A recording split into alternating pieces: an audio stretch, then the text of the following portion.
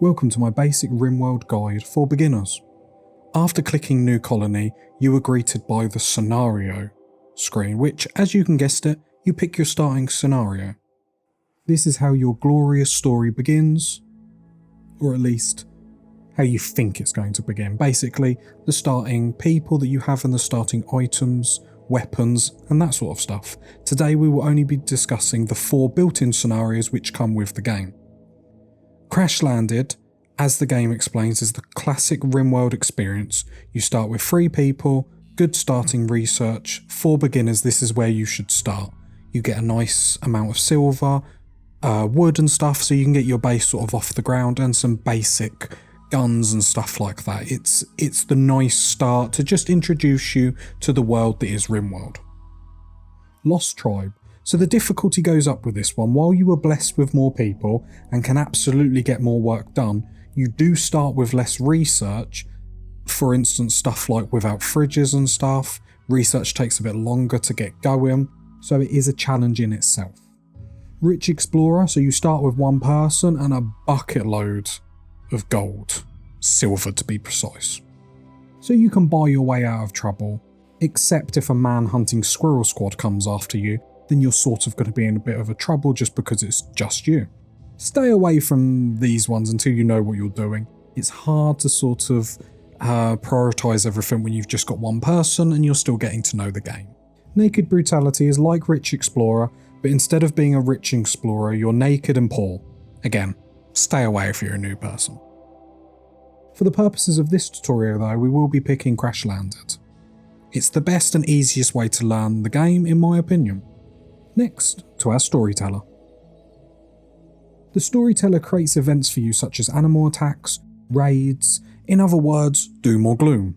The Storyteller will also make decisions about the type of events, good or bad, they give you, based not only on the Storyteller but your current situation.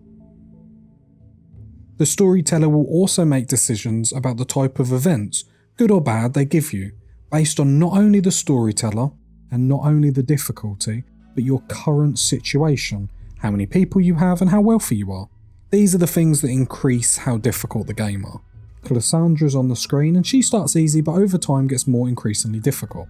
Now make no mistake, later game on hard difficulties, she will get you off her Rimworld. Phoebe, she gives you lots pauses of peace between attacks for you to recover. However, these long breaks can mean attacks or raids spike in difficulty. It's also hard to get upgrades with weapons and armours because you're not getting them raids as much as you normally would. And when you kill people, they're generally, you're going to loot their bodies to use that sort of stuff. So there's a bit of difficulty here that's not really noted. And Randy Random, if the name doesn't give it away, he doesn't care about your story or being fair and will throw multiple attacks or disasters at you. This can lead to quick deaths early on, and he is easily one of the most hardest storytellers, at least early game. Difficulty levels, as we can see here, there are lots of different difficulty levels. This one here, losing is fun. Basically stay away until you know what you're doing, but it should be locked. The difficulty levels scale up onto how hard raids are, etc. Tougher difficulties are tough, so don't be brave on your first go, just put it on a nice easy setting. For the purposes of this tutorial, we will be playing on Cassandra on Peaceful. These 2 settings here, the only thing to really know is reload anytime means just that. You can go back if something happens to your file, or you die and you want to do something different. Commitment mode is there's no reloading the save. For the purpose of this tutorial though, we will be using reload anytime. On to the next one. This is the Create Worlds screen. At first, don't worry about seeds or anything on this screen. Seeds are to share with other people or friends, and they can basically get to the exact same world or location as you. We will just be clicking generate, depending on your global coverage, which basically means how much of the world you want to populate. If you pick 100%, it will take a lot longer. We will just choose 30, we will click generate, and I'll skip to when the world is generated. Now, once the planet has loaded, your job is to pick where to land. Each area on the map is shown by a hexagon plot, as you can see here. Each of these plots you will be able to start your dream colony at. Early on, the most important aspects, I believe, to your starting location are temperature, which you can see using these buttons over here. Average temperature and growing seasons. Growing seasons is just that, it tells you what the growing period is in this map. So out of 60 days of the year, you can only grow crops for 30 days. Obviously, if you can grow all year round, that's easier than if you can't. The hotter or colder the climate means you have to craft or buy clothes, as wearing a bikini in winter could lead to loss of limbs and it might upset the neighbours. Something else to also think about is to having natural barriers within your terrain, such as large hills or rivers. For example, a river may block raiders attacking you from a certain direction, limiting the ways you can be attacked. Rivers can also double up as a power source too, so it's always good to think about what you can do.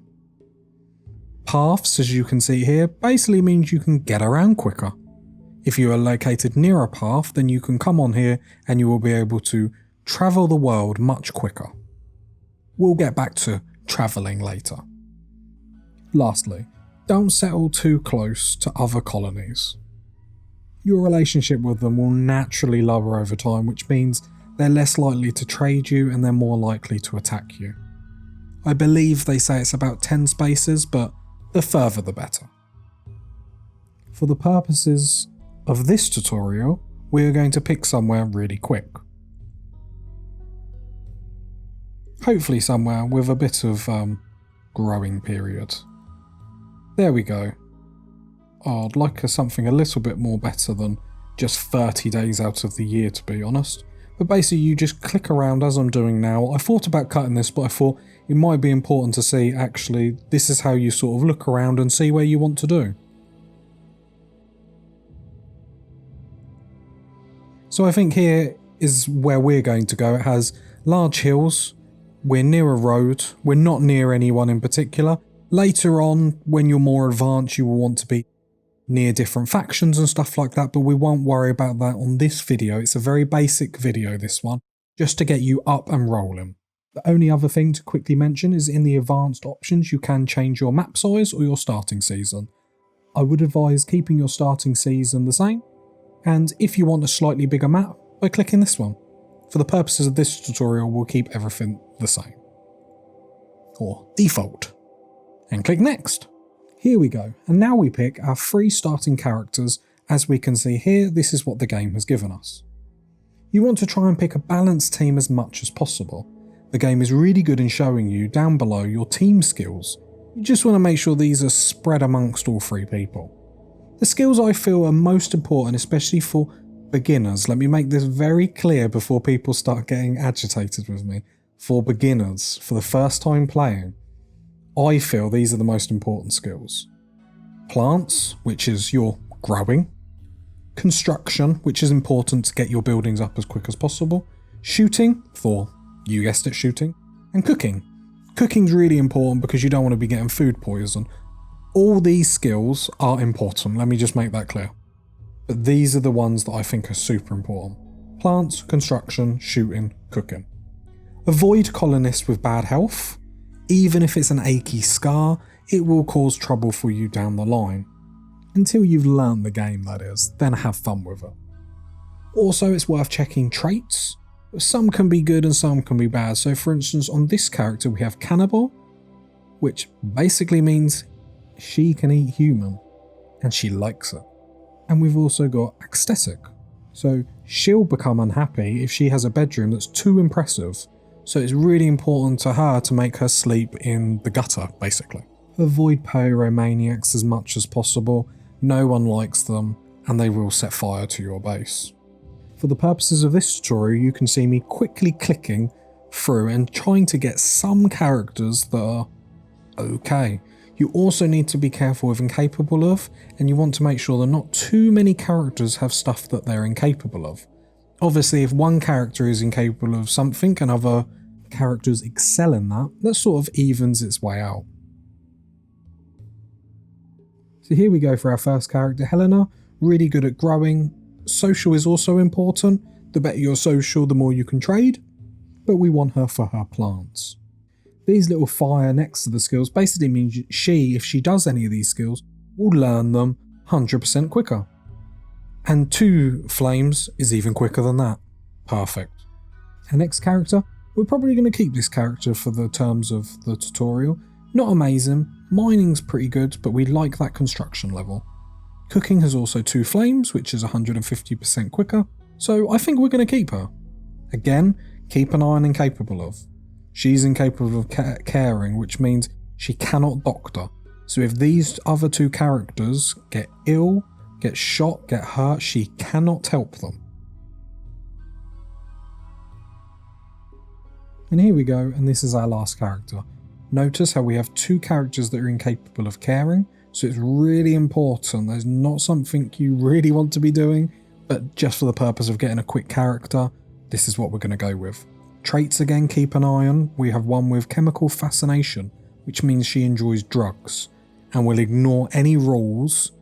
He even, God, misgendering, sorry guys, will ignore any rules and will use drugs, so it's really important to keep an eye on that. Make sure you know your traits.